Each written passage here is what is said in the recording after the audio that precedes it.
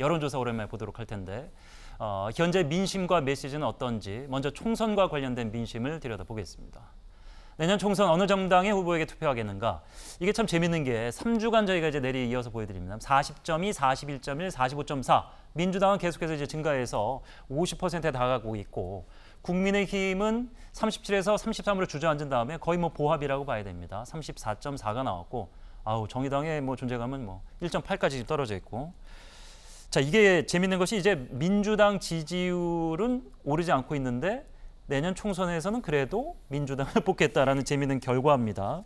조사 기간은 8월 21일, 22일, 18세 이상 남녀 응답자 수 1,000명입니다. 응답률은 2.6, 표본 오차는 95%, 조사 기관은 여론조사 공장 주식회사입니다.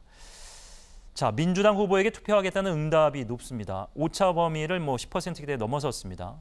정당 지지율을 넘어섰다, 한참 넘어서고 완전히 역전됐다고 말씀드렸는데 이게 이제 그래서 뭐 아직 총선이 멀었으면 샤이 민주당이라는 얘기, 샤이가 벌써 등장했네요. 그러니까 이제 다음 총선이 그러니까 소위 윤석열 정부에 대한 심판론 구도로 치러질 가능성이 높다 이렇게 보는 거죠. 근데 이런 여론조사가 최근 여론조사만이 아니라 꾸준하게 이게 이어지고 있습니다. 저는 이 근저에는 우리가 윤석열 정부가 왜 출범하게 됐는지에 대한 문제부터 좀 출발해 볼 필요가 있어요. 윤석열 정부가 출범하게 된 결정적인 계기는 문재인 정부의 부동산 실정이었습니다. 무능이었습니다. 그렇기 때문에 윤석열 정부에 대해서는 무능이 아니라 유능을 기대했는데 사실 외교, 경제, 사회 모든 면에서 총체적인 무능을 나타내는 일들이 많았거든요. 그러다 보니까 심판론이 퍼지게 될 수밖에 없었다. 네. 두 번째는 조국 사태부터 시작된 민주당 정부의 내로남불에 대한 심판이었습니다. 그러면 윤석열 정부는 내로남불하면 안 되죠. 언행일치해야 됩니다. 그런데 문제가 생길 때마다 윤석열 정부의 일관된 의견은 뭐였냐? 다 이게 문재인 정부 탓이다라는 거였습니다. 그런데 국민들은 바보가 아니에요.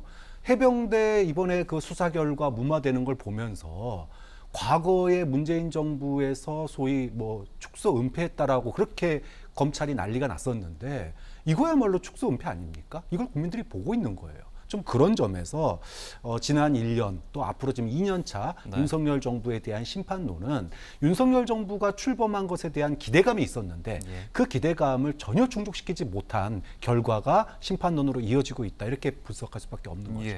그렇다면 이번 총선에서는 누가 후보로 나서느냐에 따라서 영향을 미칠 것이냐라는 여론조사도 했었는데 재밌게 초선 의원의 선호도 가장 높았고 중진, 그러니까 2선, 3선, 4선으로 갈수록 속된 말로 이제 많이 해먹은 사람들은 그만해 이런 뉘앙스가 풍겼어요. 이거 속된 말로, 속된 표현으로 당연한 결과라고 봅니다. 매번 총선 때마다 거의 물갈이가 과반, 50% 정도에 육박하거나 넘어서는 정당의 분위기를 볼 수 있지 않습니까? 그런데 이제 선수가 사실 중요하기보다는 선수보다는 오히려 신선한 이미지 또 새 정치에 대한 어떤 기대감 이런 것들로 선거를 치르게 되고 그게 프로파간다 이렇게 슬로건이 되지 않습니까? 자, 그런데 공교롭게도 공천의 힘은 누가 지고 있느냐?